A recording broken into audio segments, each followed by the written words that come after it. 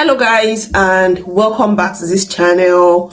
Today's video is a story, but it is not just a story. It's one story that is both eye-opening and heartbreaking at the same time. It's the tale of an Indian care assistant who had her sponsorship terminated less than 1 year that she arrived in the UK. Her experience tells the harsh reality of working in the UK's healthcare system. And it also serves as a powerful lesson for new healthcare assistants who have recently moved from their home countries to the United Kingdom. So grab a seat and let's dive straight into today's video.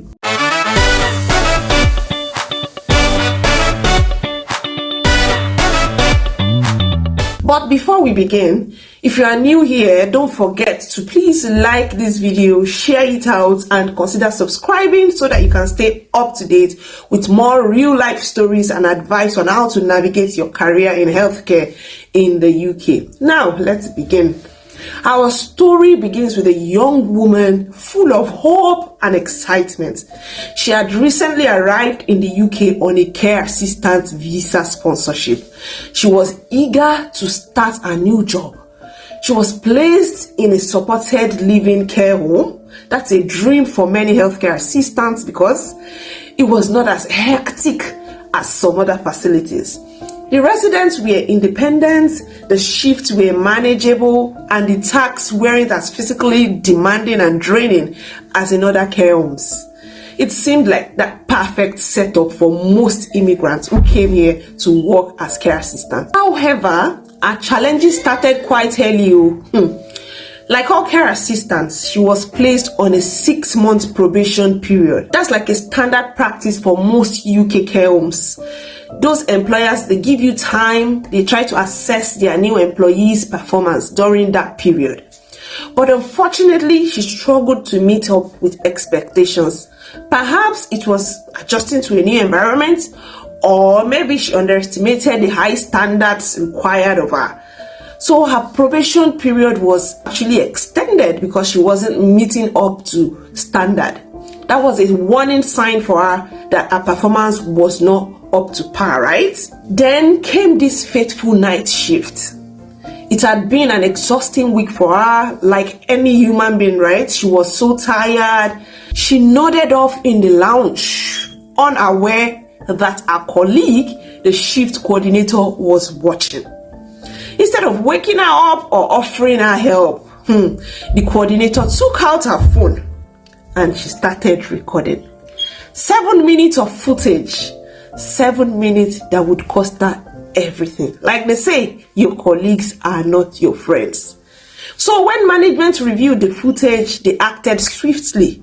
Policies in care homes are very strict, and that's for good reason, because residents, though may seemingly be independent, they could actually face sudden health crises or they could engage in risky behaviors. So sleeping on your job, even for a moment, is considered negligence. Our contract was therefore terminated, our certificate of sponsorship revoked, and the Home Office was notified immediately. Within weeks, she was back in India. Her dream of a better life in the UK became shattered. So what went wrong? Let's unpack the reasons behind her termination. First is negligence. Sleeping on duty, regardless of how quiet that shift is a breach of trust and responsibility. Number 2 can be considered lack of empathy and attention. As a care assistant, you must always be at alert because even independent residents can have emergencies. Number 3 is dishonesty. It's unclear if she mentioned that she was exhausted and tired to the management. If you fail to communicate your concern, it's a red flag. If you think you would sleep on duty, let them know that you cannot cover that shift because of 1, 2, 3, and 4 reasons. All right. If you have childcare issues, if you're not feeling very strong, let your management know. It is better to be safe than sorry. Fourth problem that I see here is the probation challenges. Like our extended probation already signaled performance issues, like she wasn't, getting the job. So the incident just confirmed the management's doubts. So my fellow new care assistants in the UK. This story should serve as a wake-up call. The lessons that you should take away from here should be: 1, you should stay at alert. Always prioritize your residents' safety. If you feel tired or overwhelmed, communicate with your team. Number 2 is that you need to build positive relationships. While your colleagues can be supportive, remember that not everybody will have your best interest at heart. So you need to stay as professional as possible. Number 3 is that you need to understand policies. Learn and follow your employer's policies to the letters. Care homes have zero tolerance for misconduct, so you should know that. Number 4 takeaway for you is that take your probation seriously. See it as a period to prove your worth. Ask for feedbacks, improve, show commitment, ask questions.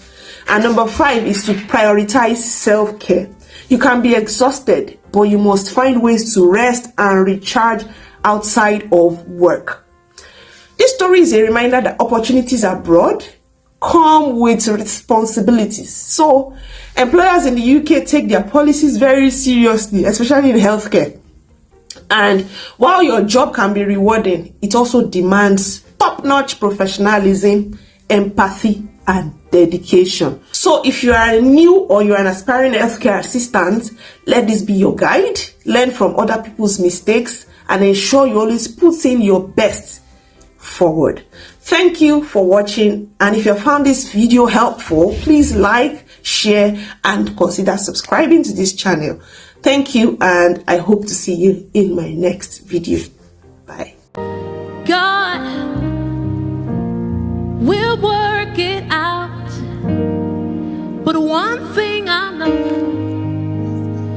one thing I found out, that whatever I'm going through, God will work it out. Things are coming together for you this year. Things are working out in your favor this year. Whatever you're praying for, God will work it out. Don't leave this service without getting what God has for you. 'Cause God will work it out. God will work it out. Because one thing I know, one thing I will find, that God will work it out. Come on, give him praise this morning.